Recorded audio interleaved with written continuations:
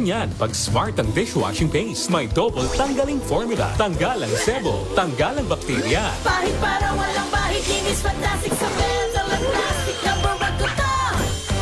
Tanggaling-galing mo, Smart dishwashing paste. ACS. Now we are unboxing MX3 Plus.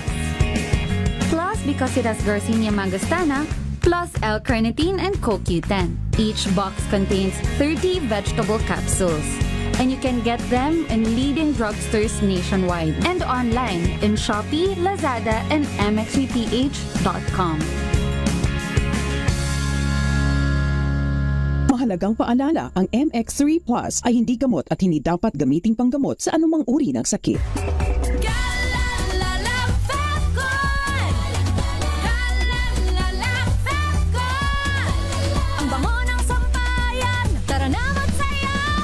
Calefacton, amoy nakaka-joyful. Sa lahat ng bagay, simula pa lang, siguraduhing max protection na. Kasi pag kulang ang proteksyon, baka madaling masira. Sa ngipin, dapat may max protection din. Max sa alaga ng unique toothpaste. With Max Protect Formula, helps stop cavities before they start, while keeping breath fresh. Try unique maximum fluoride protection. Para max alaga, max protektado. ACS. May arte? May budget? Akala nyo lang yon. So solid. White rose papaya, wow, white rose. White rose papaya, wow, white rose. White rose papaya. May glow up with white rose papaya. White Rose Papaya. May puti power times 2 kasi may papaya at niacinamide. May shea butter and tea tree oil pa. Kutis sulit ang glow May up. glow up with white rose papaya. White Rose Papaya. Kutis sulit ang glow up. ACS. Wow, ang saya. Isang barangay na labada, puro mancha pa. Goodbye, pahinga. Mommy, isang laba lang yan sa Pride Bar Blue. May powerful stain-away enzymes na malupit sa dungit mancha. At di masakit sa kamay. Isang laba lang yan. Hello, pahinga. Hello, Pride Bar Blue. ACS. Ang buhay ay sasaya, basta't busog ang pamilya. Kumeya, kumeya. Ibig ko sabihin, masarap talaga. Komea 3Q Bihon. Masarap talaga!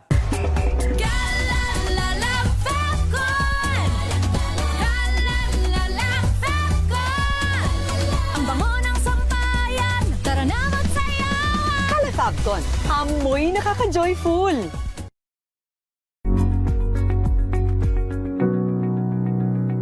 This portion is brought to you by ACS Manufacturing Corporation, ISO certified, maker of world-class quality Pride detergent. Isa ka ba sa mga mahilig kumain ng sili o mga pagkaing maaanghang? Alam nyo ba na bukod sa pampagana at dagdag pampalasa ito sa ating pagkain, ay may benepisyo pa pala ang maanghang sa ating katawan? Ayon sa WebMD, maraming benepisyo ang makukuha natin sa pagkain na maanghang, tulad na lamang ng pampalakas ng ating immune system dahil sa taas ng vitamin C content nito na mas mataas pa kumpara sa orange fruit. Bukod pa rito, ang pagkain na maanghang ay nakatutulong rin na makapagpabawas ng timbang at mapigilan rin ito ang pagkakaroon ng heart disease at diabetes. Ayon naman sa Healthline, nakatutulong rin ang spicy foods sa pagpapabilis ng ating metabolism at mapabagal ang ating appetite. Lumabas rin sa pag-aaral ng Harvard and China National Center for Disease Control and Prevention 2015, ang pagkain ng spicy food ng 6 hanggang 7 beses kada linggo ay nakapagpababa ng mortality rate ng 14%. Ngunit paalala pa rin ng mga eksperto, lahat ng sobra ay masama pa rin. Mayroon pa ring epekto sa ating katawan kung masobrahan sa pagkain ng mga maanghang. At ang susi nga sa pagkakaroon ng malusog na pangangatawan ay ang pagkakaroon ng balansing pagkain, regular na ehersisyo at pagkakaroon ng sapat na tulog. This portion is brought to you by ACS Manufacturing Corporation, ISO certified, maker of world-class quality Pride detergent.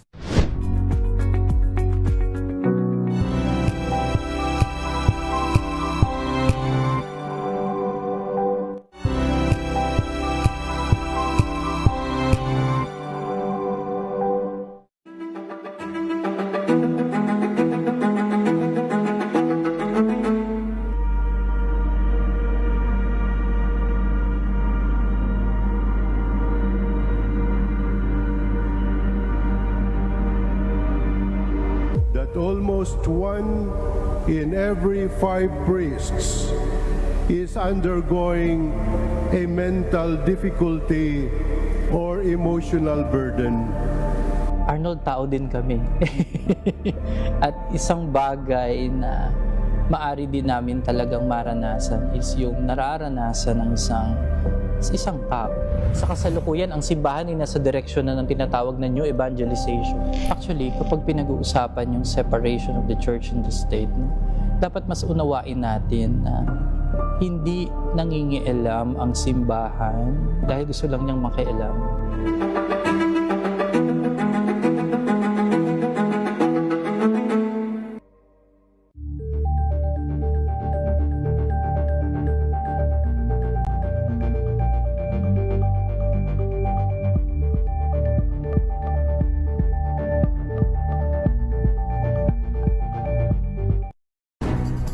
Good vibes ang hanap mo?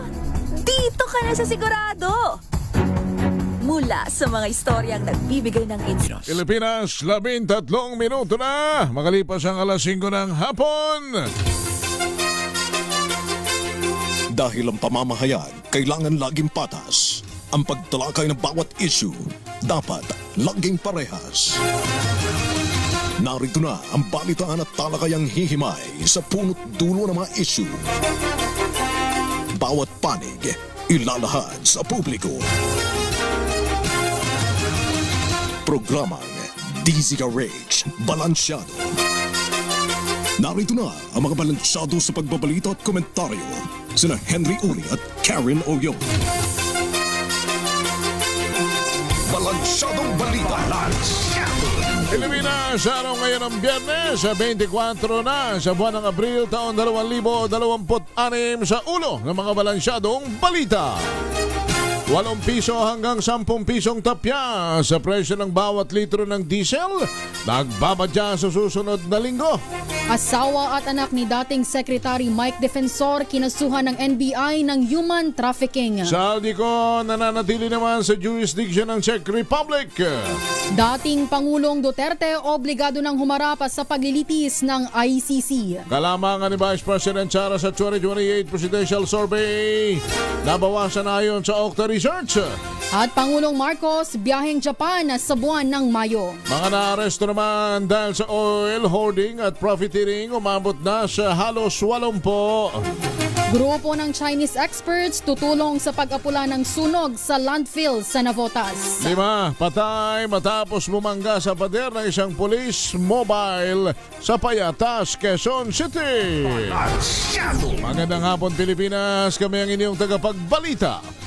Sa pangalan po ni Miss K. Karen Oyong, ito po si Wina Pearl Hesoro. At Henry Uri. Sa detalye ng mga balita, maaaring umabot na sa 8 hanggang 10 piso ang magiging tapya sa presyo ng bawat litro ng diesel. Ito ay bate naman sa 4 na araw na trading sa Min of Platts, Singapore at foreign exchange averages hanggang kahapon. Kung magiging accurate ang projection ng oil industry sources, 8 hanggang 10 pesos ang magiging rollback sa kada litro ng diesel. Samantala, posibleng tumaas naman ng piso kada litro ang ibababa sa gasolina at maaaring wala namang paggalaw sa halaga nito. Wala namang binanggit na magiging presyo ng kerosene sa huling linggo ng Abril. Pinagpulungan ng Department of Energy at Ambassador ng Argentina ang pagpapalakas ng energy sector sa gitna ng global oil crisis. Tinalakay ni na Energy Secretary Sharon Garin at Ambassador Ricardo Luis Bocalandro ang energy development, potential partnerships at pagpapatibay ng bilateral ties ng dalawang bansa. Isinusulong din ng mga ito ang international collaboration para masuportahan ang mas matatag at sustainable energy future ng Pilipinas. Tiniyak ng DOE na patuloy silang gumagawa ng mga hakbang upang maibsan ang epekto ng krisis sa ating mga kababayan. Samantala, sa iba pang mga balita, kinasuhan ng National Bureau of Investigation o NBI ang misis at anak ni dating Congressman Mike Defensor sa Pasig City Prosecutor's Office. Ito ang kinumpirma ni NBI Director Attorney Melvin Matibag sa DCRH dahil sa paglabag sa Anti-Trafficking in Person Act ng asawa ni Congressman Mike na si Julie Rose, Miguel Gabriel at iba pa. Ito kasunod naman ang pagsalakay ng NBI sa isang disco bar kung saan nasagip ang 54 na mga kababaihang biktima. Batay sa report ng NBI, ginagawang mga babae bilang customer care assistants para sa sexual exploitation.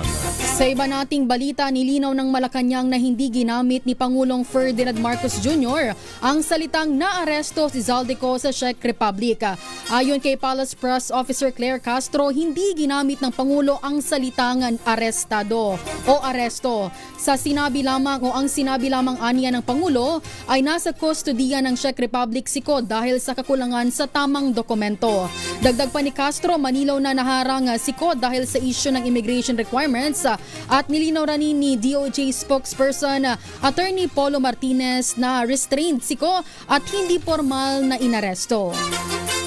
Samantala, nilinaw naman ng Department of Justice na hindi technical na may tuturing na inaresto sa Czech Republic si dating Congressman Zaldico. Ayon kay DOJ spokesperson Attorney Polo Martinez, restrained liberty ang tamang paglalarawan sa kalagayan ni Ko umiiral na paghihigpit sa kanyang kalayaan kahit hindi formal na arestado. Pinaliwanag ni Martinez na may iahambing ito sa isang pasaherong dumating sa paliparan ngunit hindi pinapasok ng immigration authorities. Nauna nang lumipad patungo sa Czech Republic si Justice Secretary Frederick Bida kasamang iba pang opisyalo pang makipag-ugnayan para sa posibleng pagpapauwi sa Pilipinas sa dating congressman. Sa iba po nating balita, posibleng magsimula sa pagitan ng October 2026 at February 2027 ang trial proper ng International Criminal Court o ICC sa kaso ni dating Pangulong Rodrigo Duterte. Ayon kay ICC Assistant to Counsel Cristina Conti, buwan pa ang bibilangin ngunit kapag nagsimula na ang trial ay tuloy-tuloy na ito. Sa ilalim ng Rome Statute, ang akusado ay obligado na dumalo sa pagdinig pero pinapayagan naman ng ICC ang ilang flexibility kabilang ang virtual meeting o live stream. Sa kaugnay na balita, planong iapela naman ng legal team ni dating Pangulong Rodrigo Duterte ang ruling ng International Criminal Court Pretrial Chamber. Ito ay kaugnay na naging pagbasura sa kanilang petisyong ipawalang bisa ang kasong crime against humanity laban kay dating Pangulong Duterte dahil sa issue ng jurisdiction. Ayon kay Nicholas Kaufman, lead counsel ng dating Pangulo, ihilingin pa nila ito sa pre-trial chamber gayong wala pa silang karapatan sa ngayon na maghain agad ng apela. Nauna rito, sinabi naman ng pre-trial chamber na may sapat na batayan upang paniwala ang pinatakbo umano ni Duterte ang isang state killing machine kung saan ang utos na neutralize sa mga kriminal ay nangangahulugang pagpatay. Kaugnay niyan, malabo na ang payagan pa ng International Criminal Court ang hirit na interim release ng kampo ni dating Rodrigo Duterte oras na mag-umpisa na ang paglilitis. Ayon sa Rome Statute, obligado nga personal na humarap ang akusado sa mismong paglilitis. Sa panayam ng DZRH kay Attorney Domingo Cayosa, dating Pangulo ng Integrated Bar of the Philippines, sinabi nitong sinusuri ng ICC kung haharap pa ba si Duterte sa paglilitis sakaling pansamantala na itong palayain. Bukod dito, sinasaalang-alang din umano ng ICC ang kasalukuyang sitwasyon ng Pilipinas sa pagdedesisyon kung papayagan ang interim release. Pakinggan po natin si Attorney Domingo Cayosa. Alam naman nila at sinusuri din nila yung sistema dito sa ating bansa at yung actual na nangyayari at mga circumstances dito. So, malamang hindi rin. Kasi nga, halimbawa, sa ngayon, isang presidential candidate yung anak niya. Kung nanalo, di anong mangyayari sa pangako ng administrasyon. So, mga opportunity pang nila lahat. Pangalawa, alam din nila, public knowledge na dito sa Pilipinas, talagang talapak ang politikahan. Samantala, inakusahan naman ni Senator Amy Marcos ang International Criminal Court na hindi patas sa magpapairal ng international justice. Kasunod dito ng pagtanggi nila sa apela ni dating Pangulong Rodrigo Duterte at ideklarang may jurisdiction sila sa kanyang kaso. Ayon kay Senator Amy, maliliit at walang impluwensyang mga bansa lamang ang kaya ng ICC ngunit hindi kayang habulin ng mga mula sa mga bansang malalaki at maimpluwensya gaya ni na Russian President Vladimir Putin at Israeli Prime Minister Benjamin Netanyahu. Giit ng senadora, bumaba ang pagtingin ng publiko sa institusyon at pinahihina ang pag-iral ng rule of law sa naging pagtrato ng administrasyon kay dating Pangulong Duterte. dahil isinasantabi umano nito ang proseso na ginagarantiyahan naman ang ating saligang batas. Sa iba po nating balita, lumiit ang agwat nila Vice President Sara Duterte at Naga City Mayor Leni Robredo sa Presidential Preference Survey para sa 2028 election ng Okta Research. Batay sa survey na isinagawa mula March 19 hanggang 25, 2026, bumaba ng 12% ang dating 30% na lamang ni Duterte kumpara sa nakaraang quarter. Ayon sa Okta, nakapagtala si Robredo ng 13% na pagtaas mula sa fourth quarter ng 2025 na nagpapakita ng dikit na laban sa presidential preference landscape. Isinagawa ang survey sa pamamagitan ng face-to-face interviews sa 1,200 respondents na edad 18 years old pataas sa buong bansa. Biyaheng Japan naman si Pangulong Ferdinand Marcos Jr. at First Lady Lisa Marcos sa May 26 o 29 para sa isang state visit.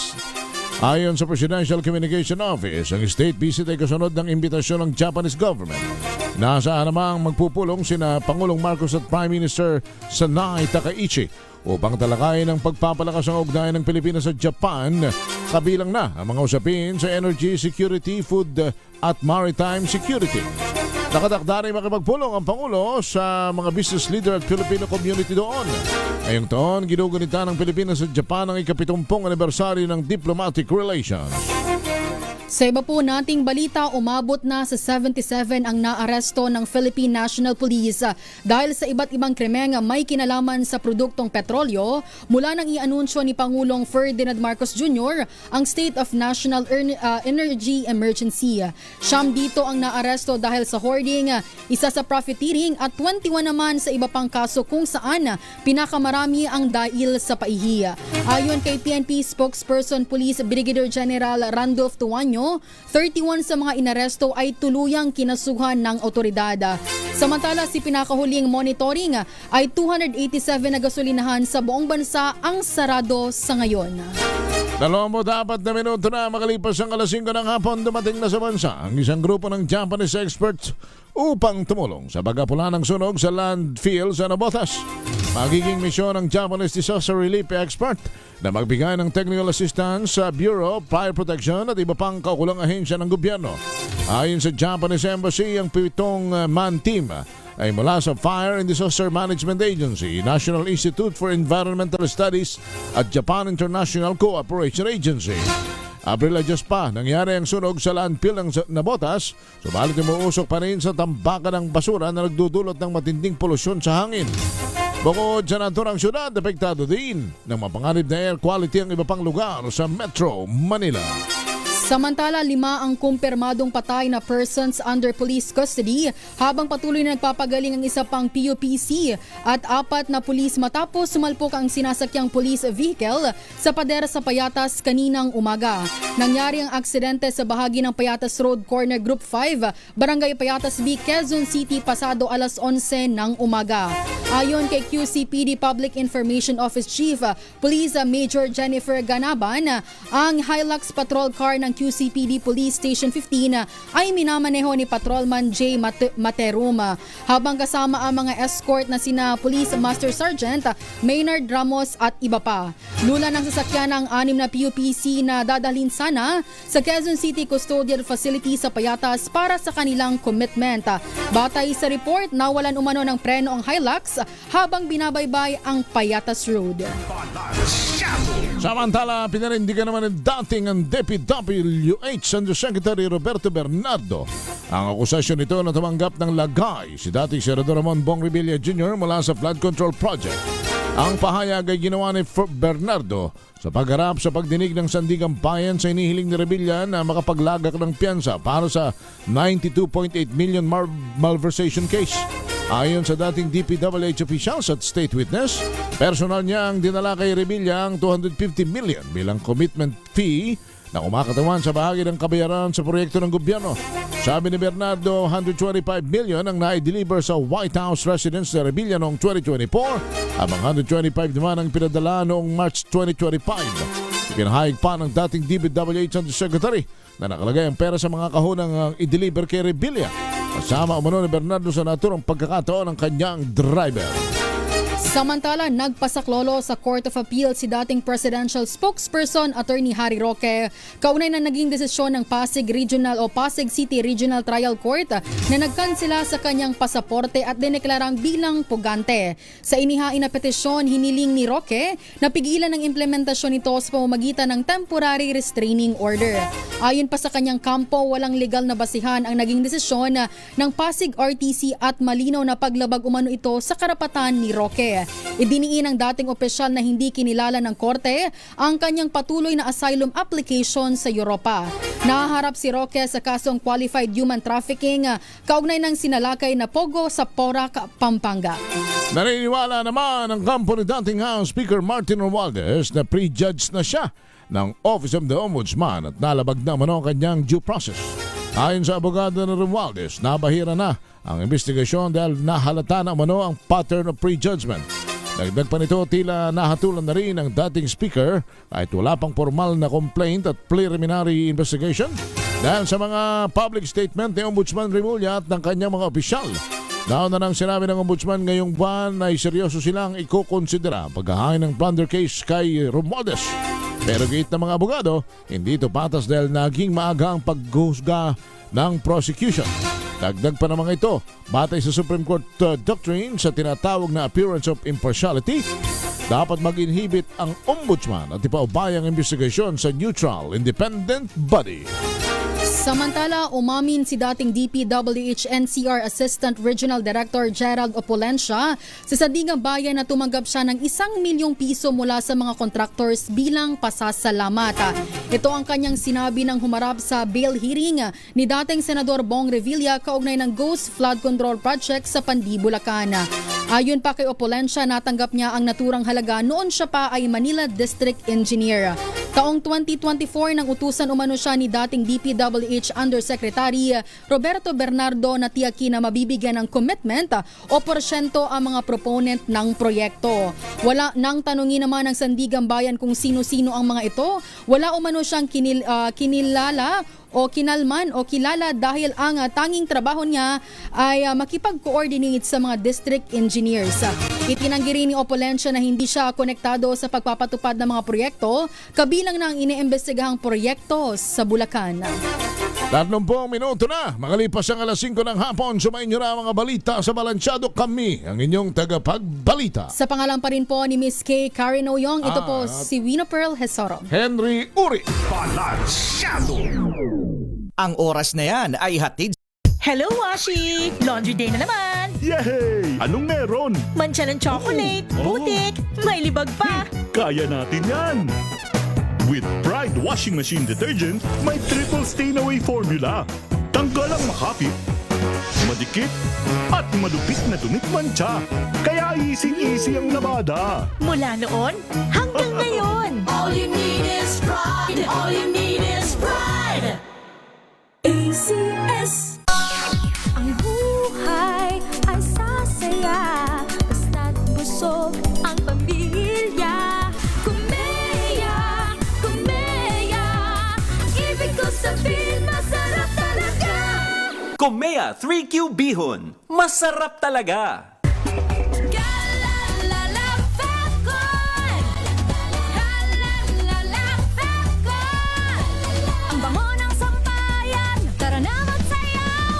Fabcon, amoy nakaka-joyful! Ang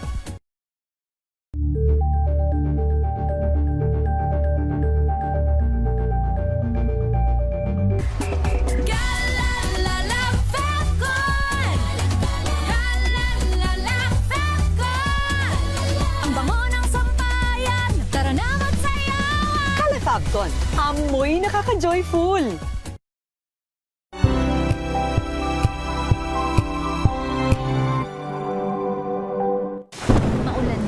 No worries na amoy kulog ang damit. Charm Fabcon, bangong kumaka-bloom, tanggal amoy kulog sa bango ng Charm. Kaya gamit ko, Charm Fabcon with Bloom Fresh Technology. Kills 99.9% of kulog-causing bacteria. May aroma burst pa of thousands of flowers and berries. Ang sampay sa loob, no amoy kulog. Bangong kumaka-bloom sa Charm. Charm Fabcon. ACS.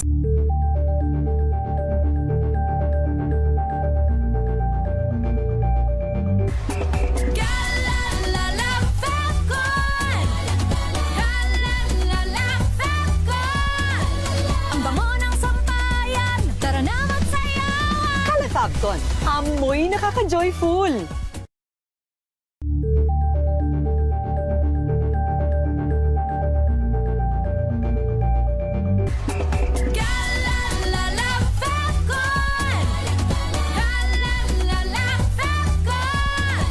Ang bango ng sampayan, tara na magsayawan. Calefabcon, amoy nakaka-joyful!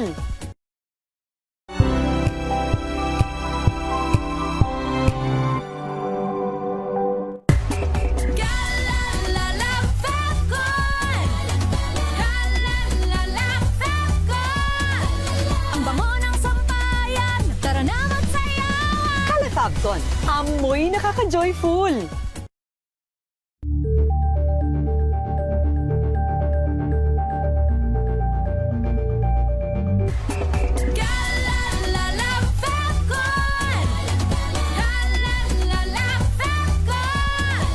Ang bango ng sampayan, tara na magsayawan. Calefabcon, amoy nakaka-joyful!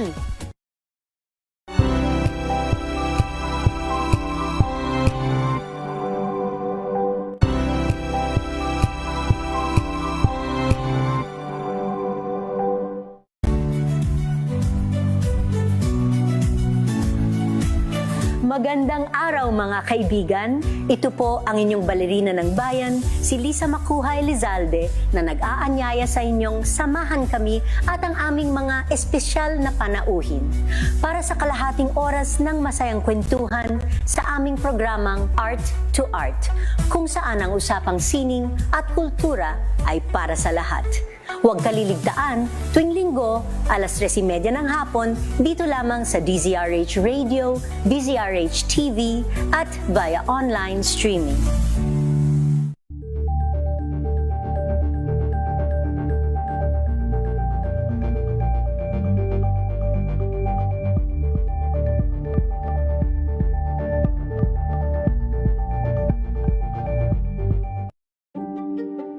Buklatin ang mga pahina.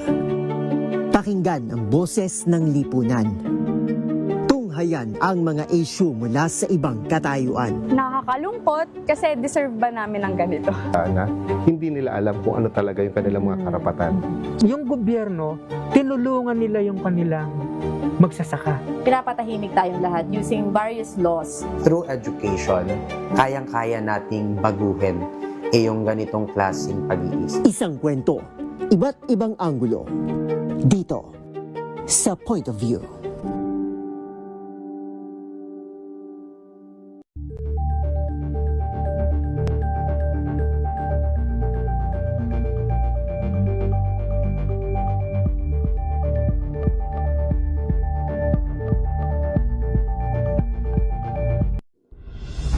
Tuloy-tuloy ang pagtulong, tuloy-tuloy ang pagseserbisyo at tuloy-tuloy ang balitaan kasama si May Binauhan sa Operation Tulong mula Lunes hanggang Biyernes.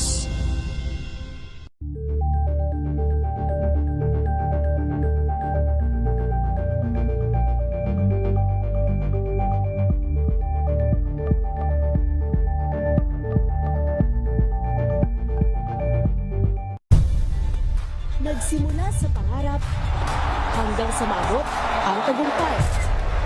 Iba't ibang kwento, iba't ibang mukha ng atletang Pilipino.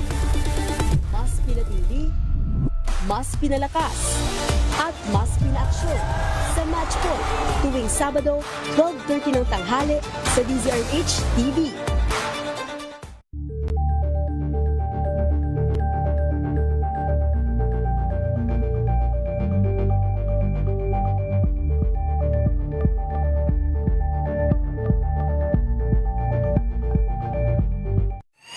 Mga balitang gigising sa inyong umaga. Mga balitang kailangan mong malaman. Mapapakinggan sa ACS Balita sa 2x2 kasama sina Anthony Taberna at Jerry Baha.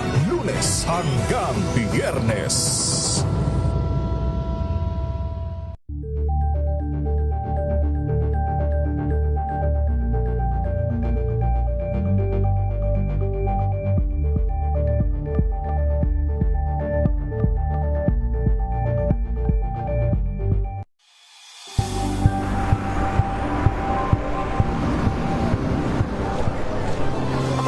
mga eksperto. Dito lang sa Expert Opinion. Ito ang The Better News. TNDS.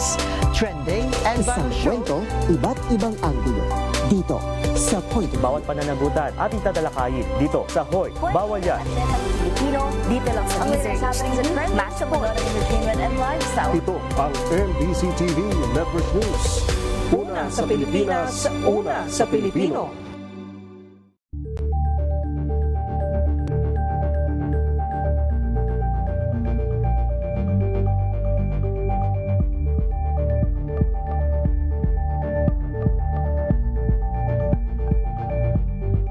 We've got you covered. From the hottest hits, exclusive interviews, kilig to the bones fan meet experience, and hataw performances of your favorite stars. Saturdays, 12 noon, dito lang sa DZRH TV.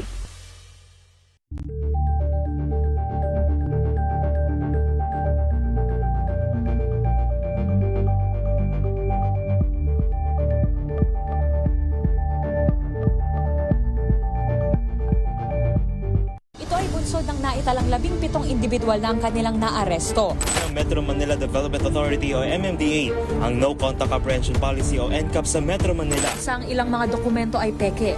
Hindi rin legal ang employment na ipinangako sa kanila. Sa mata ng batas, mananagot ang sangkot at may sala. Dahil sa bawat paglabag, may karampatang parusa. Alamin ang mga pananagutan sa likod ng mga bawal. Dito sa Hoy, Bawal Yan, tuwing Sabado, alas 11:30 ng umaga. Dito lang sa DZRH TV.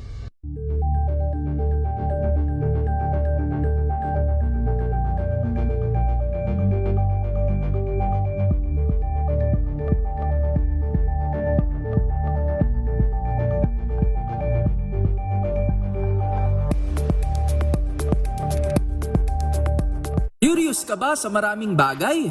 Kami na ang bahala dyan. Aalamin, tutuklasin at bibigyang linaw namin ang mga katanungang bumabagabag sa inyong isipan. Sa programa kung saan ang bawat sagot ay galing lamang sa mga eksperto. Ang Expert's Opinion, tuwing linggo alas 3 ng hapon, dito lang sa DZRH TV.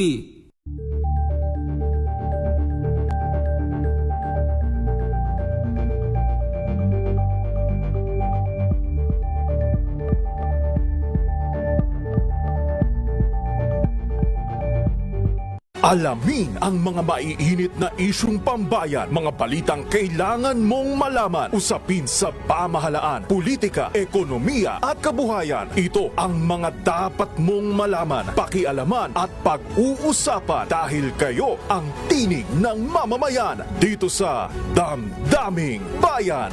Live sa DZRH Radio, DZRH TV at DZRH Digital. Kasama sina Lakay, Deo Macalma at Elaine Apit. Araw-araw, Lunes hanggang Biyernes. Damdaming Bayan.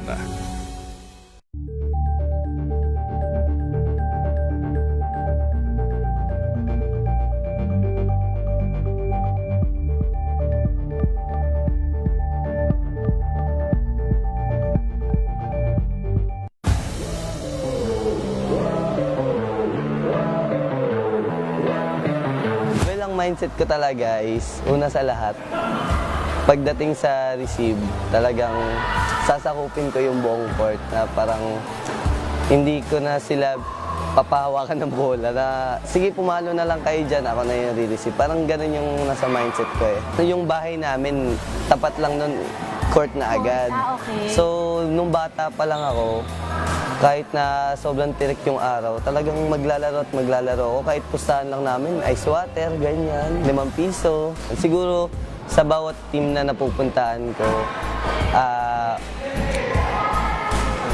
sabay-sabay ko na silang, parang, kumbaga, meron akong mga bagay na pwede kong gawin pwede kong pag-switchin yung mga tinuturo sa akin sa national team, sa FEU, sa Signal, sa AEP, mga ganun. Hi, I'm Vince Lorenzo from AEP Cubstars. Panoorin ang aking exclusive interview sa DZRH TV Matchpoint. Mabuhay ang atletang Pilipino!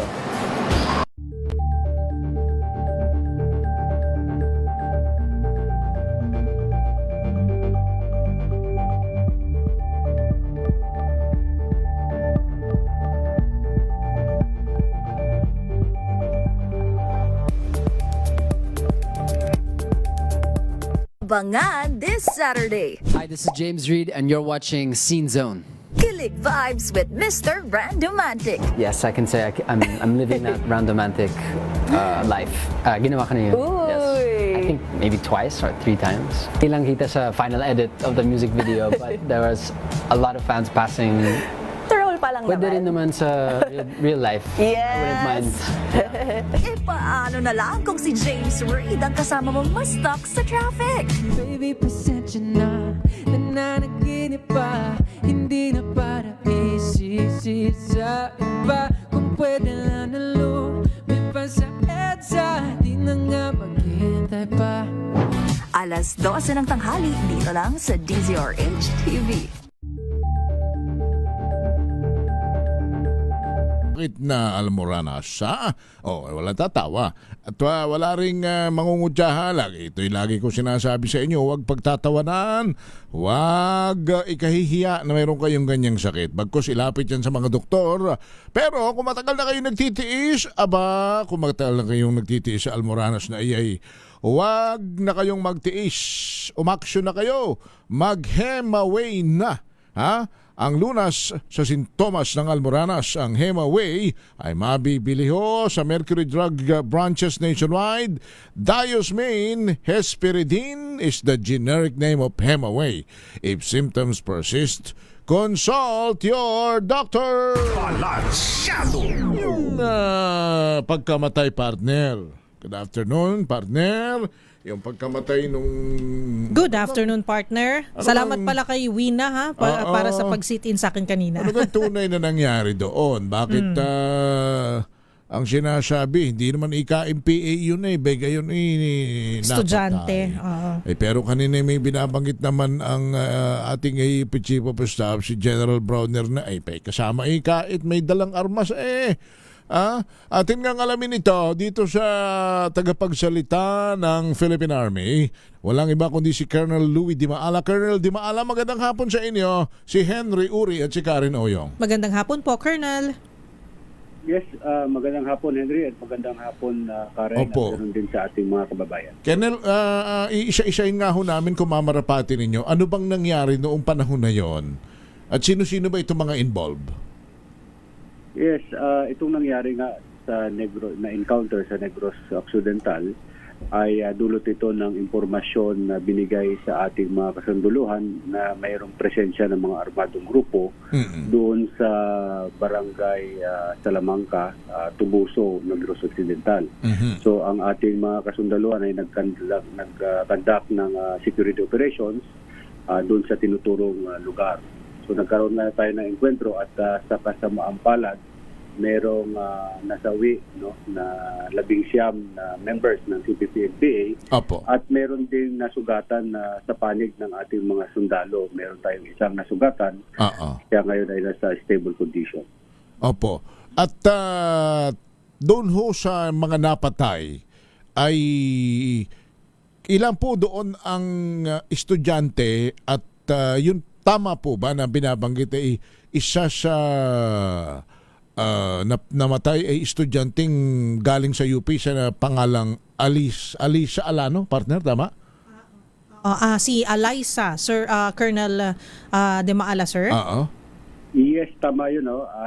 Identified rin ng kanyang pamilya and ng mga former rebels at ibang pang mga dati nilang kasamahan. In-identify nga na ito nga si Alyssa Alano ay currently estudyante ng UP. Diliman po. May mga may mga bumabatikos, Colonel, sa naging pangyayari po na ito, na nagsasabi na itong estudyante na ito ay nagsasagawa lamang po ng kumbaga immersion, ika nga. Research daw.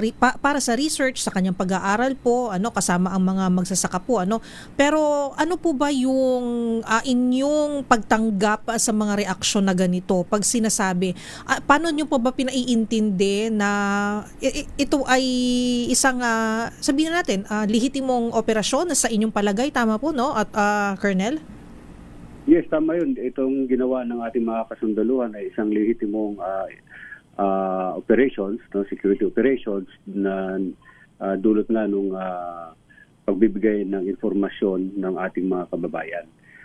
Lagi naman sinasabi ng mga iba't ibang grupo na itong mga pag merong namamatay doon sa encounter ay sinasabi nila ito ay mga ordinaryong estudyante, ordinaryong social worker, researcher.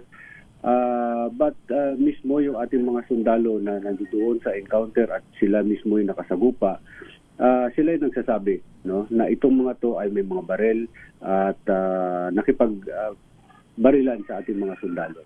Ang lagi nga natin tinatanong, kung talaga bang ito ay mga ordinaryong estudyante lang, bakit sila nandoon sa encounter site, may dalang baril at nakikipag-barilan sa ating mga sundalo? At palagi nga nila sinasabi na ayan ay may mga lehitimong research works ang ginagawa nila. Pero meron na rin nailabas na affidavit yung local government unit, particularly yung barangay doon sa Tubuso, na wala naman silang ni-request na pahintulot or clearance mula doon sa barangay.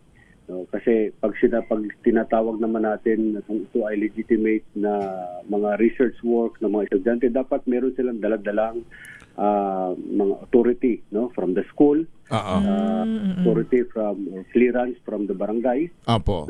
So ito yung mga hinahanap natin sa kanila. Kaya kumbaga itong mga lagi nila sinasabi, paulit-ulit na lang ito na propaganda nila na kapag may manamatay, tinatawag kaagad nila na ordinaryong estudyante, researcher. Pero the evidences that was recovered doon sa encounter site will tell na sila ay talagang miyembro ng CPP-NPA na nakipagbarilan sa ating mga sundalo. Yung si Alyssa ho, mawalang galang na, pasensya na, kumatanong ko ito sa pamilya, partner, pero nasa sa inyo na rin, Colonel, kung nais po ninyong sagutin. Tama ba yung binabanggit kanina ni General Browner na may baril may dalang baril? Tama ho ba? May dala ba siya o may hawak? Nakipagpalitan din ba siya ng putok? Ano ba ho ang nangyari? Yes, tama yun. Base nga dun sa mga testimonies ng ating mga kasunduhan, talagang ito ay may hawak na baril at base na rin doon sa mga documents at yung mga scene of the crime na assess ng ating Philippine National Police ay nandoon, mayroon sila mga dalang baril, may mga bandolier na may mga lamang bala. Aba. So ito yung lahat, yung mga evidences na ito ay magpapatunay na talaga hindi lang sila basta ordinaryong estudyante o ordinaryong mga researcher. Mga miyembro sila ng CPP-NPA na nakipagbarilan sa ating mga sundalo. Pero dun sa 19 hunin, ilan ang babae at ilan ang estudyante? Doon sa naitala natin, initially doon sa reports, meron tayo na identify doon na 5 babae at 14 na lalaki. So now, 12 sa latest report natin, 12 doon ay na-claim na ng kanilang pamilya.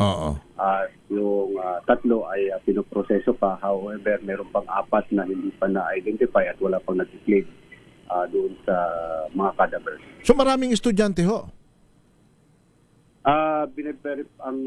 Na-validate pa lang natin sa ngayon, itong si Alyssa Alano pa lang yung ating identify na talagang estudyante at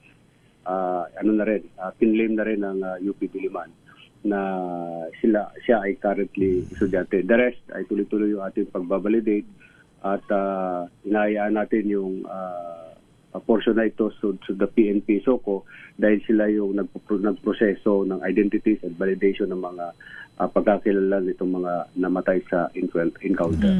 Colonel, nabanggit nyo na may mga kakailanganing mga dokumento, mga kumbaga identifiable na mga documents na dapat dala ng isang estudyante kung siya po ay isang researcher. Tama po, ano? Pero sa mga statements po, sa mga salaysay na nakikita po natin na naka-post na po at nasa media na rin po, ang kwento po ay may mga nagsasabi na inattack umano itong isang komunidad at kaya sila napilitan na mag-evacuate, lumikas dun sa lugar na yon.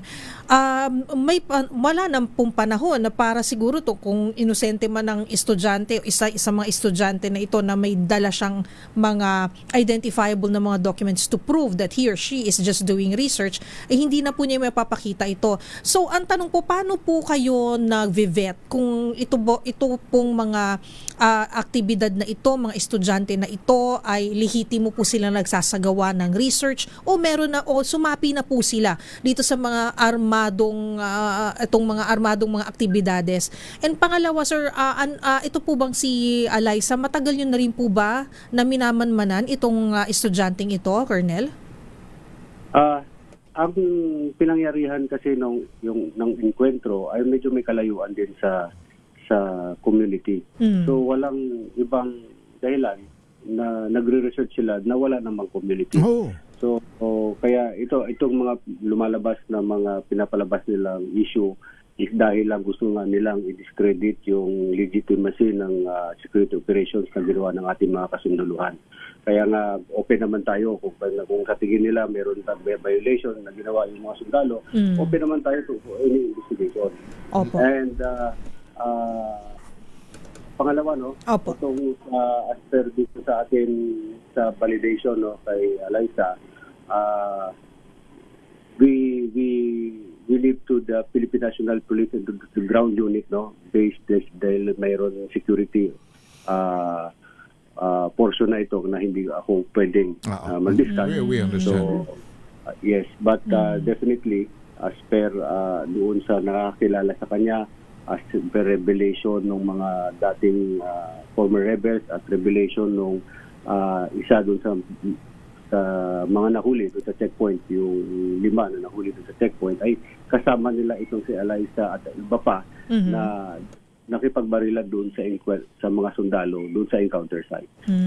Okay. Nakakalungkot lang Colonel, kasi umabot po sa ganito na ang isang napaka-impressionable na estudyante, kabataan po ay nasangkot po sa ganito po na pangyayari, and then ultimately po ito nga ay ikinasawi. Pero I believe po as early as nasa tagal na panahon po ay sinusubukan nyo na rin naman po na makipag-integrate kumbaga sa mga komunidad para siguraduhin po na yung safety po, kumbaga yung seguridad po ng mismong komunidad at yung mga kabataan ay ito po yung masisiguro po natin. May mga programa po kayong gano'n, tama po ba? Yes, the utmost priority of the Philippine Army is conducting security operations is the safety ng ating mga communities. Kaya nga patuloy tayong nagpapaalala sa ating mga kabataan, patuloy tayong nagpapaalala sa ating mga magulang na palagbantayan, maging mapagmatsyag dito sa mga grupo na lumalapit sa kanila dahil karamihan, as per revelation na rin ng mga former rebels, kung paano sila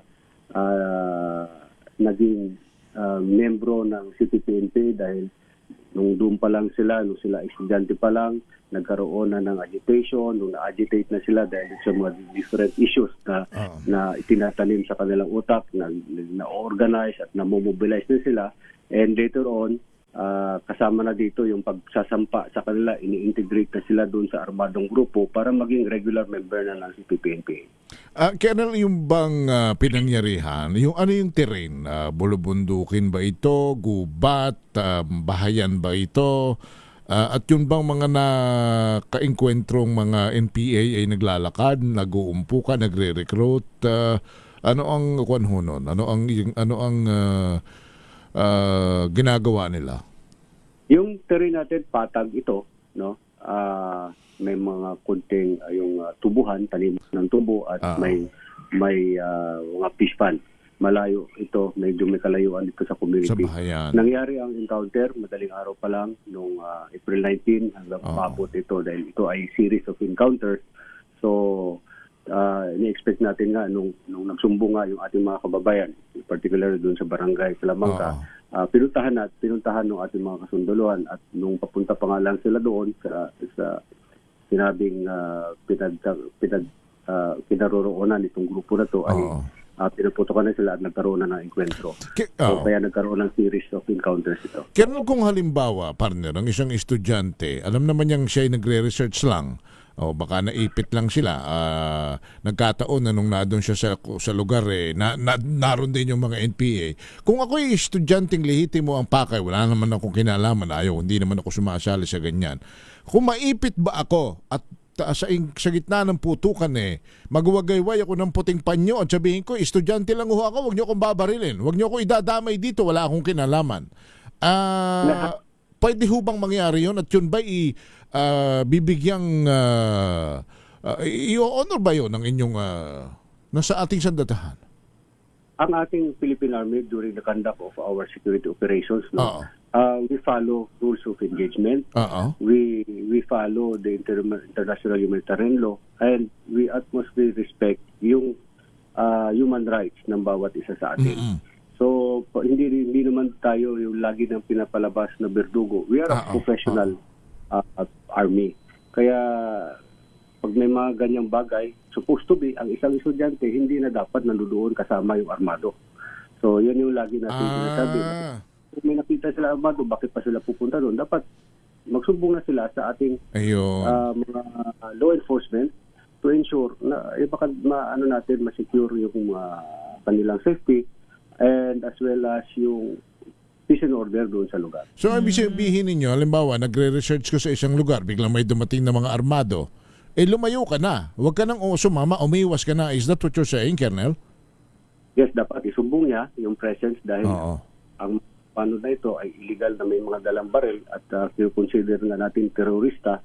So dapat sinusumbong nila ito. Pero paano kung hindi naman isumbong at tatakotin? Baka naman siya ang balikan at siya naman ang patayin. So maraming paraan. Talaga kung gugustuhin nila, maraming paraan. Tayo naman ay sa yung law enforcement nakahanda, even the local government unit, the barangay local government unit ay nakahanda naman para i-assistihan sila pag may mga ganitong pagkakataon. So para protektahan yung kanilang safety. Malakas pa ba ang puwersa ng NPA lalo sa Negros at sa buong Pilipinas na rin? Ano ba ito? Marami pa bang aktibo? They are now on the downtrend, no?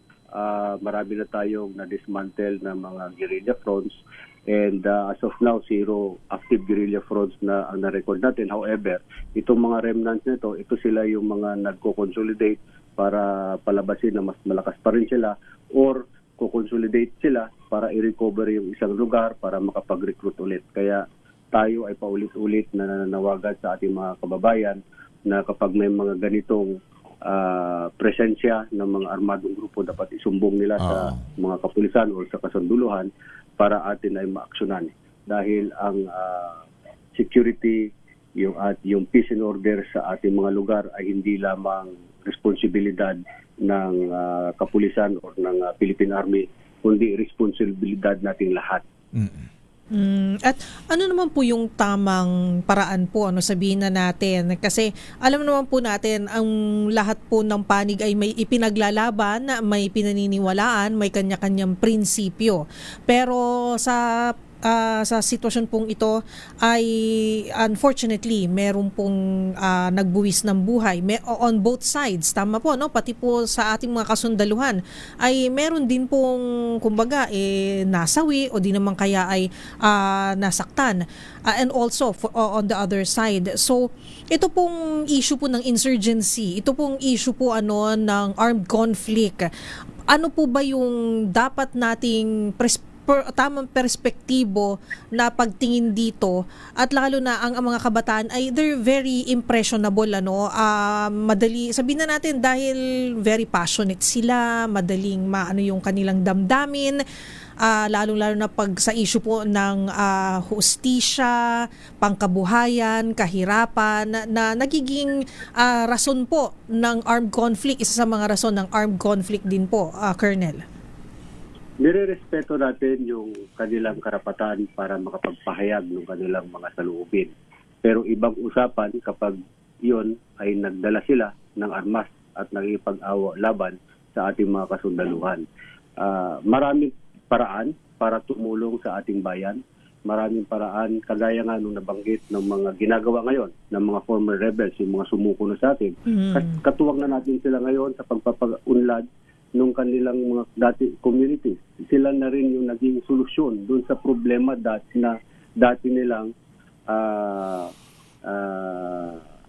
nilalabas. So, kaya kinakailangan lang naman natin magtulungan sa ating gobyerno. Marami tayong programang nakalatag. Ang kinakailangan lang ay magtulungan at pagkakaisa. Hindi natin kailangan magbitbit ng armas para makipaglaban at makipagdigmaan sa bundok-kabundukan laban sa ating mga kasundaluhan. Opo. Yung batang, yung babaeng lahat ba yun? Kumbaga nawalop ba yung mga NPA na yun? May nakatakbo ba? Meron tayong nahuli after nung encounter. May mga nahuli pa tayo sa checkpoint, no?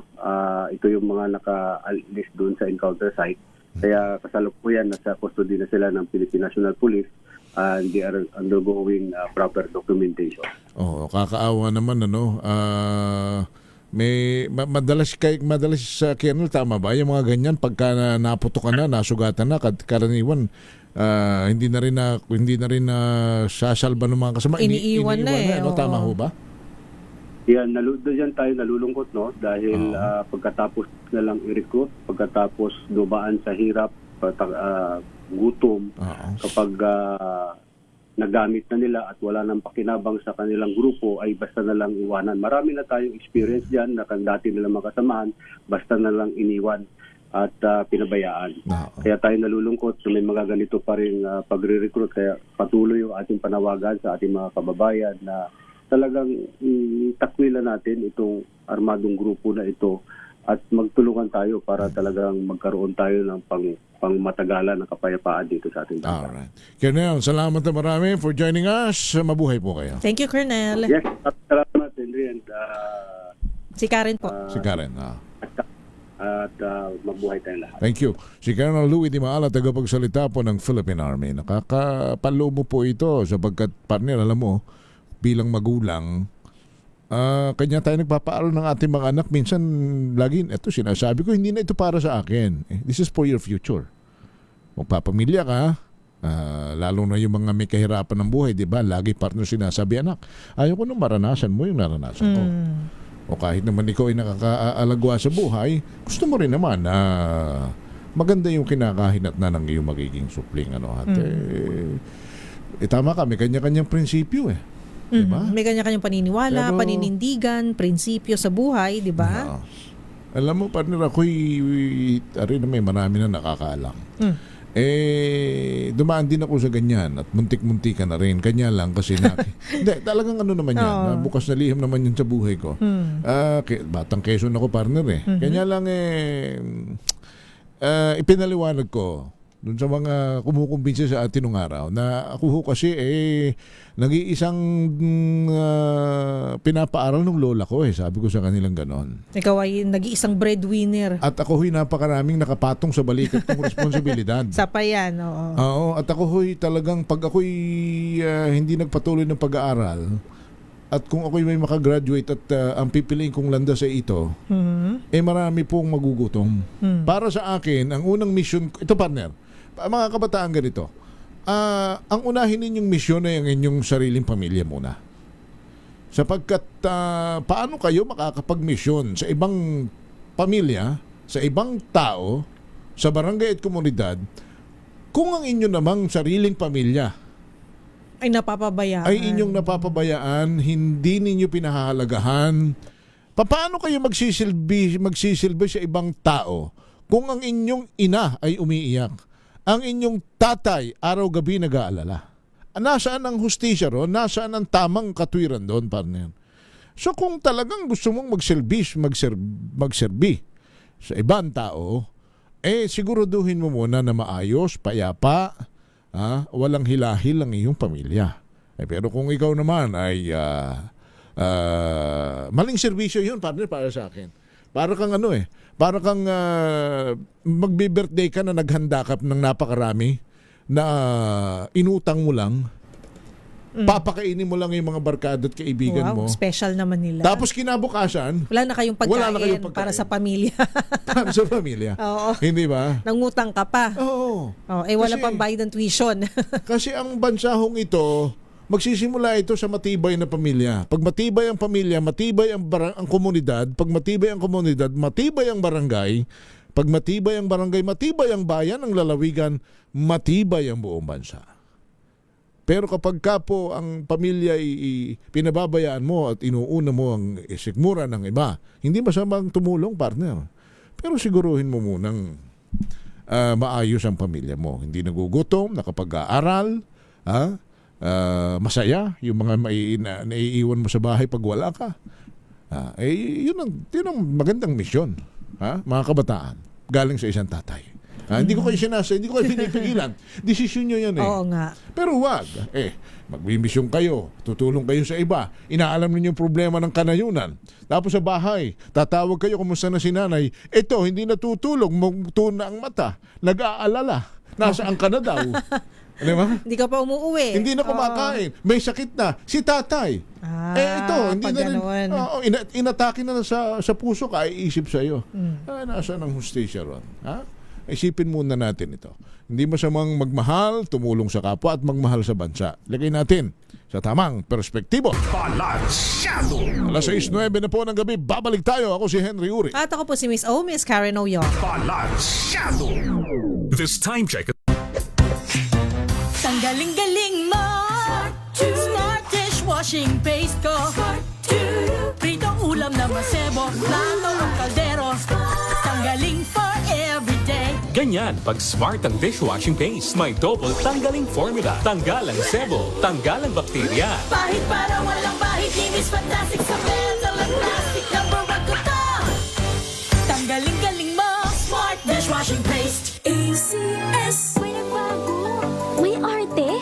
May budget. Akala nyo lang yon. So solid. White Rose Papaya, wow, White Rose.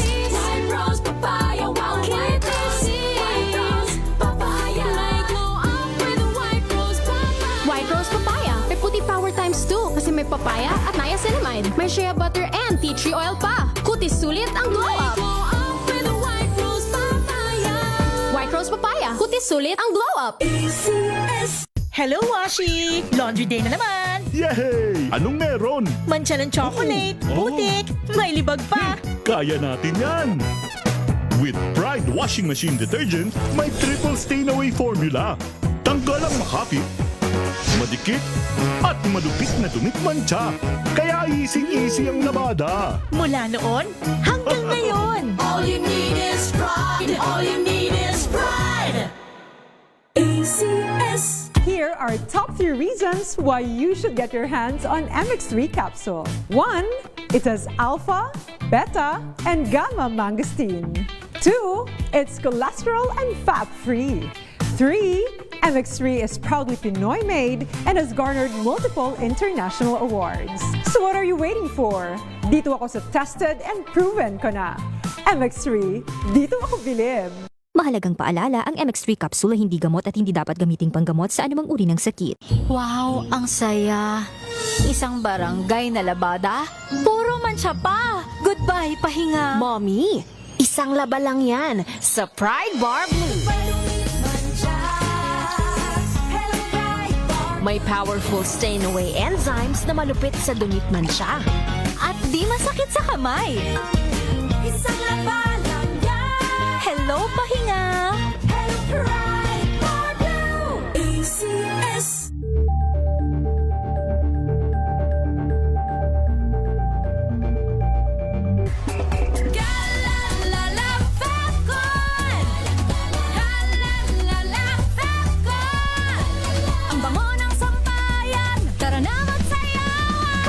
Fabcon, amoy nakaka-joyful! Sa lahat ng bagay, simula pa lang, siguraduhing max protection na. Kasi pag kulang ang proteksyon, baka madaling masira. Sa ngipin, dapat may max protection din. Max sa halaga ng unique toothpaste. With Max Protect Formula, help stop cavities before they start, while keeping breath fresh. Try unique maximum fluoride protection. Para max alaga, max protektado. ACS.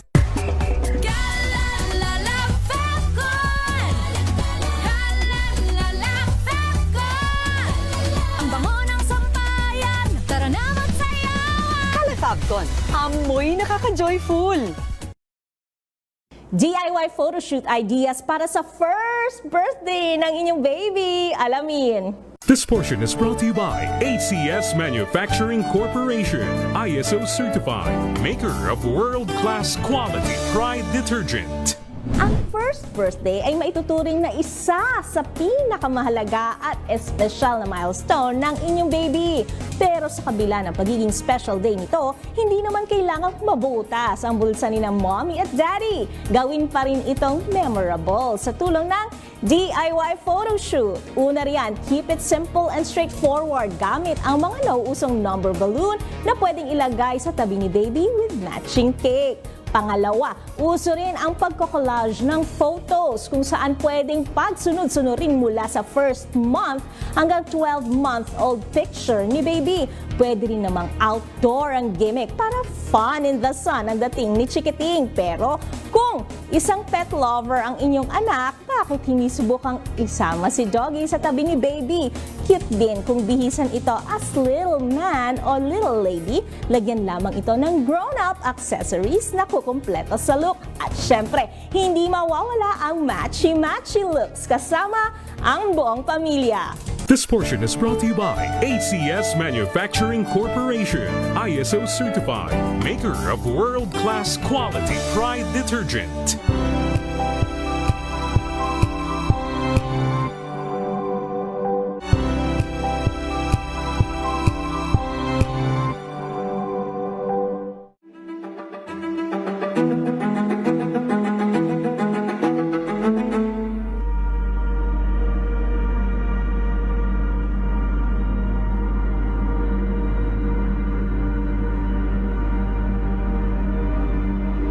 That almost 1 in every 5 priests is undergoing a mental difficulty or emotional burden. Arnold, tao din kami. At isang bagay na maari din namin talagang maranasan is yung nararanasan ng isang tao. Sa kasalukuyan, ang simbahan ay nasa direksyon na ng tinatawag na new evangelization. Actually, kapag pinag-uusapan yung separation of the church and the state, dapat mas unawain natin na hindi nangingialam ang simbahan dahil gusto lang niyang makialam.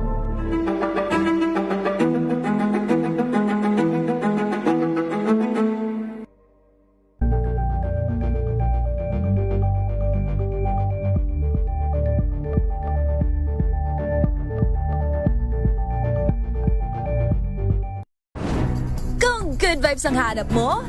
Dito ka na sa Sigurado! Mula sa mga istoryang nagbibigay ng inspirasyon hanggang sa mga kwentong may dalang solusyon. Mga balitang pampagaan, pakiramdam at pampaganda ng araw. Hindi lang ba sa good news, kundi the better news. Mula Lunes hanggang Biyernes, 1:00 ng tanghali sa DZRH TV.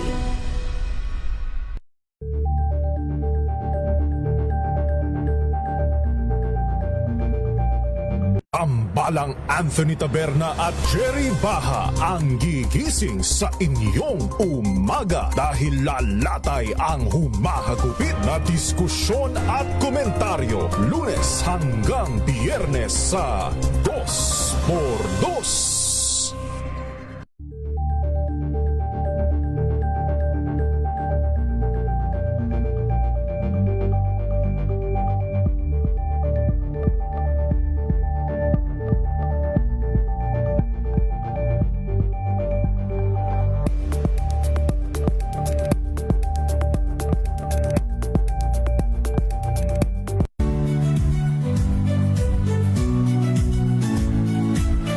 Magandang araw mga kaibigan. Ito po ang inyong balerina ng bayan, si Lisa Makuhay Lizalde, na nag-aanyaya sa inyong samahan kami at ang aming mga espesyal na panauhin para sa kalahating oras ng masayang kwentuhan sa aming programang Art to Art, kung saan ang usapang sining at kultura ay para sa lahat.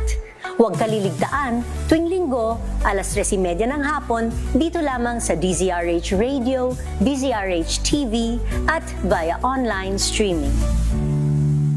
Laman sikmura, mga napapabayaang sektor, ha? Sipin mo na lang, partner, no? Kung ikaw halimbawa ay magsasaka, ikaw ang bumubuhay sa sambayan ng Pilipino sa pamamagitan ng iyong mga itinatanim. Pero ikaw ay bumibili ng napakamahal na bigas. Ikaw ay bumibili ng napakamahal na isda, napakamahal na kamatis. Minsan pa nga, partner, pag uwi mo sa bahay galing sa pag-aararo sa bukid, pag kinalantog mo yung iyong lagayan ng bigas, walang laman eh. Walang tunog. Walang tunog. Pag walang Hangin. tunog, walang laman. Masakit yun, partner eh. Oh, ikaw yung nagtatanim para may makain ang sambayanan, pero ikaw at ang pamilya mo, Pagkatapos walang makain. Pagkatapos malalaman mo na sa halip na yung mga in-overprice, yung mga kinurakot sa farm to market road ay mapunta sa pambili ng abono, pambili ng traktora, pambili ng kalabaw, napupunta lang sa bulsa ng politiko. Dahil yung mga farm to market road, sa halip na 10 milyon, paaawasin, i-overprice na malaki para may paghahati-hatian sila. So yung farm to market road, hindi umaabot palabas. Diba? Kanya naman na kanya hindi mo rin masisisi kung bakit meron talagang tumatalikod at pinipili na lamang ang pakikibaka eh. So talagang konektado din kasi baka iniisip nila na ay naku, ang ekonomiya medyo mataas na usapan yan para sa mga matatalino at mayayaman lang yan, pero hindi po yung pinag-uusapan po nating ekonomiya ay yung abot kaya ang mga bilihin, nakakapag-aral ang anak ng lahat, nakakapagtapos, ayan, may access sa publikong mga serbisyo at syempre yung pangkalusugan. So pagka ang isang probinsya, isang rehiyon ay mahirap, ayan, below the poverty line yung most of the population, hindi mo talaga masisisi, partner, na maghahanap sila ng paraan na para mabuhay at lumaban din, di ba? Pero lalo ito mo paano yung flood control na yan.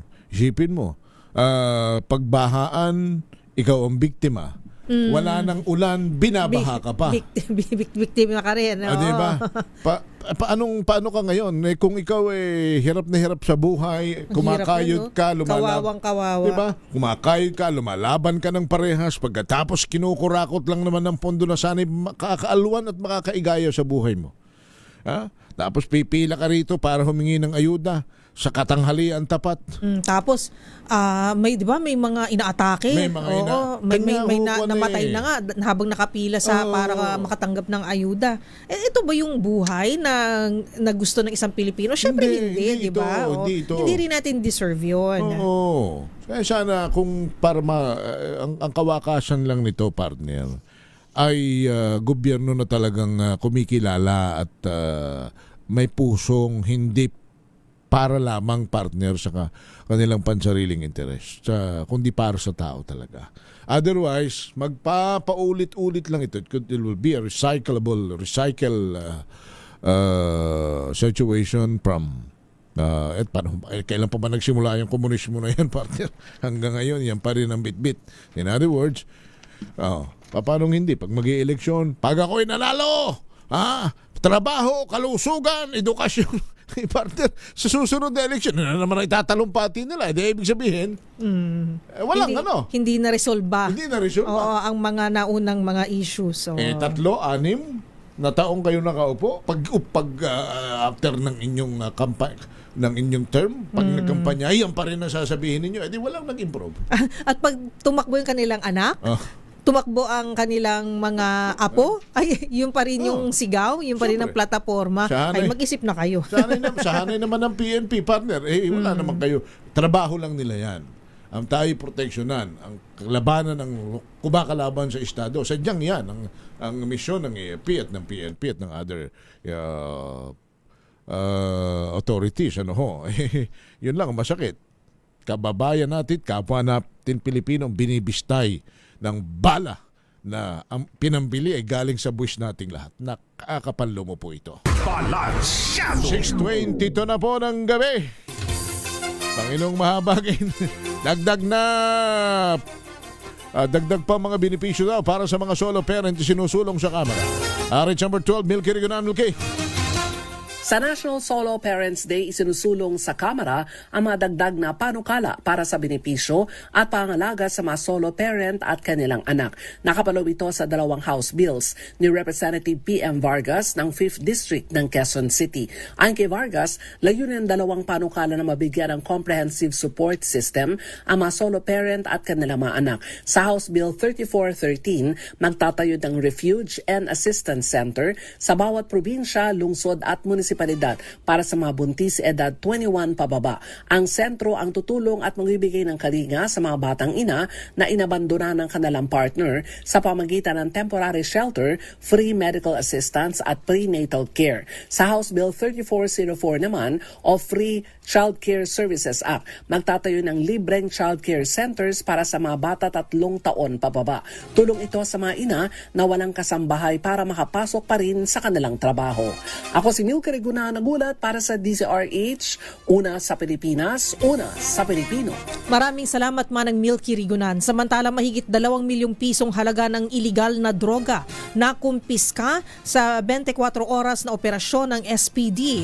51 na individual, ang dami nito arestado. RH27 Noche Kakas, ibalita mo yan Noche.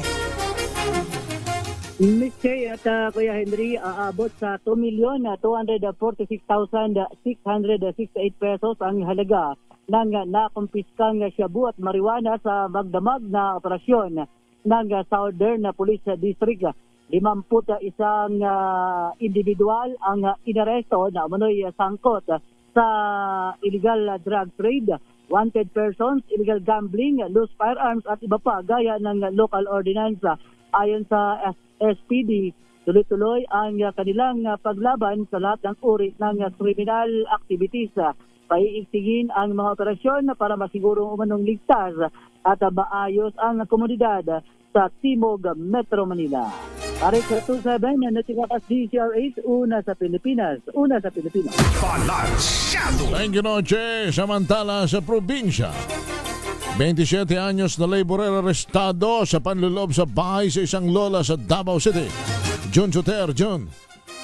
Kalabuso sa kulungan ng isang 27 anyos na laborer matapos manloob at magnakaw sa isang 77 anyos na babae sa Barangay Subasta, Kalinan District, Davao City, Abril 23, 2026 bandang alas 2:45 ng hapon. Batay sa investigasyon, pinasok ng suspek ang bahay ng biktima nang walang pahintulot at saka ito sinakal habang tinatakpan ang bibig dahilan upang mawala ng malay at bumagsak sa sahig. Matapos ito, tinangay ng suspek ang tinatayang 15,000 pesos mula sa shoulder bag ng biktima bago tumakas patungo sa hindi matukoy na direksyon. Agad na humingi ng tulong ang biktima sa mga kapitbahay. Ang chairman ng barangay ang nagpaabot ng insidente sa kapulisan na agad nagsagawa ng follow-up operation. Naaresto ang suspek sa Purok 1, Barangay Sirib, Kalinan District, Davao City, kung saan na-recover mula sa kanya ang 7,000 pesos na hinihinalang bahagi ng ninakaw na pera. Inihanda ng mga otoridad ang pagsasampa ng kaukulang kaso laban sa suspect. Ito si June Soter para sa DZRH.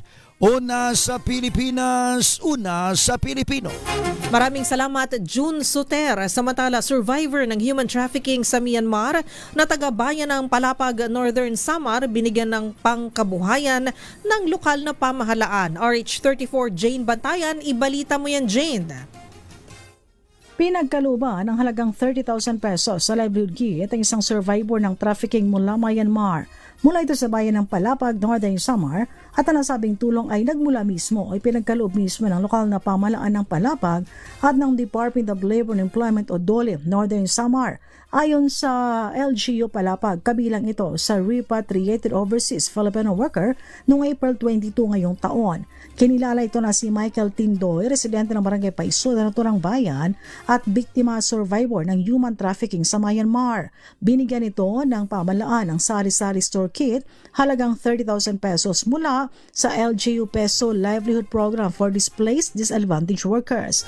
Binigyan na nito ng bigas, sari-saring produkto at mga pangangailangan sa bahay. Sa pamamagitan naman na nasabing programa ay nagpasalamat si Michael Tindoy sa natanggap na tulong. Samantala, tiniyak naman ng local government unit ng palapag sa mga repatriated OFW na tuloy-tuloy ang pagbibigay ng suporta. Mula sa Aksyon Radyo Katarman, RH34 Jane Galit Bantayan ng DZRH. Una sa Pilipinas, una sa Pilipinas. Thank you, Jane. Samantala, top 2 most wanted sa Alamino City sa Pangasinan, arestado. RH number 38, Freddy Pajardo. Freddy. Nasa kustodiya ngayon ng Alamino City, Pangasinan Police Station ang kanilang top 2 most wanted person na isang 20 anyos na binata, residente ng barangay Pukal-Pukal sa nasabing lungsod matapos ang pagka-aresto rito sa barangay Poblasyon kahapon ng hapon. Batay sa ulat ni Alamino City Chief of Police Lieutenant Colonel John Ringo Quintinita, ang pagkadakip sa akusado ay sa bisa ng warrant of arrest na pinalabas ng Regional Trial Court Alamino City sa kasong karnaping na pinagkalooban naman ng 300,000 pisong piyansa para sa kanyang pansamantalang kalayaan. Mula sa Aksyon Radyo Pangasinan, ito si Freddy Fajardo, RH34 Taguulat para sa DZRH, una sa Pilipinas, una sa Pilipino. Maraming salamat, Freddy Fajardo. Samantala, balita mula sa ibayong dagat, President Trump iniutos sa militarang shoot to kill laban sa maliliit na barko ng Iran na humaharang sa Strait of Hormuz. Ibalita mo yan, Jackie Resho. Ipinag-utos ni US President Donald Trump sa kanilang militar na atakihin ang maliliit na barko ng Iran na naglalagay ng naval mines para harangin ang Strait of Hormuz. Ang hakbang na ito ay kasunod lamang ng paglusob ng US military sa isang oil tanker sa Indian Ocean na ginagamit umano ng Iran para mag-smuggle ng langis sa iba't ibang parte ng mundo. Kasabay ng pag-anunsyo ng pinalawig pang ceasefire sa pagitan ng Israel at Hezbollah sa Lebanon, sinabi ni Trump na wala silang balak na kapag-negosasyon sa Iran. Iginiit ng Amerika na walang mangyayaring pagpupulong hanggat hindi binubuksan ng Iran ang Strait of Hormuz na noon ay daanan ng higit 20% ng shipment ng krudo sa buong mundo. Hindi rin naman makikipag-ugnayan ng Iran sa Amerika hanggat hindi umano nila tinatanggal ang kanilang blockade sa mga Iranian port at ships. Nanawagan na rin si Pope Leo XIV na magkaroon ng peace talks ang dalawang bansa para matapos ng gera na pumatay sa napakaraming inosenteng buhay. At yan ang balita mula sa ibayong dagat. Ito si Jackie Resho ng DZRH, una sa Pilipinas, una sa Pilipino. Thank you, Jackie! Oy, it's a Friday na pala. Friday! Isang araw, namang, bakit ang araw napakabilis, no? Parang kailan lang, Lunes. Oh. Tapos biglang Biyernes na. Grabe, ano? Kailan lang, 45 ako, 46 na ako. Isang taon bigla. Uy, partner, bukas, inaanyayahan ko lang ang lahat ng mga kabalansyado at mga ka-KKK. Kung meron po kayong oras, bukas po alas 10:30 hanggang alas 11:30 ay meron po tayong bagong programa. Yan. Bagong programa sa KKK. Oo nga. Salamat sa team ni Ma'am Rosel Taberna. No? At sa Department of Agriculture, ayan, bukas po ay makasama natin si NFA Director, tama ba? Administrator, Director. NFA Administrator Lacson, siya ang ating magiging partner bukas, co-presenter po natin sa programang Masaganang Pinas. Pag-uusapan po natin ang isang masaganang Pilipinas na masagana rin ang pagkain. No, diba? Ayos. At yan na po ang kalipunan ng mga balita at talakayan sa Balansyado. Naku, ang lagi naman nating lambing at habilin sa inyo, ha? Kung gusto nating maging maayos ang ating pamumuhay, mapayapa at maunlad, manalig tayo sa may kapal. At laging gumawa ng mabuti sa kapwa, huwag gagawa ng masama. Dahil ang paggawa ng mabuti ay hindi magbubunga ho ng masama.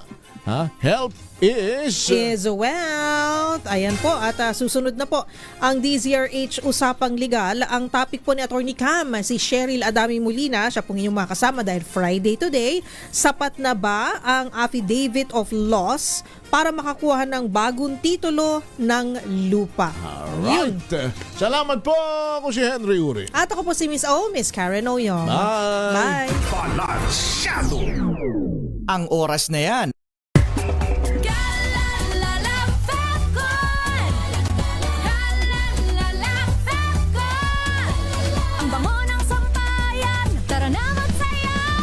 Fabcon, amoy nakaka-joyful.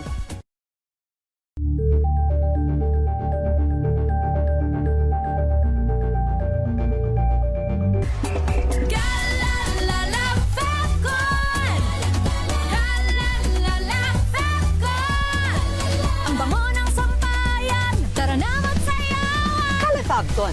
Amoy nakaka-joyful.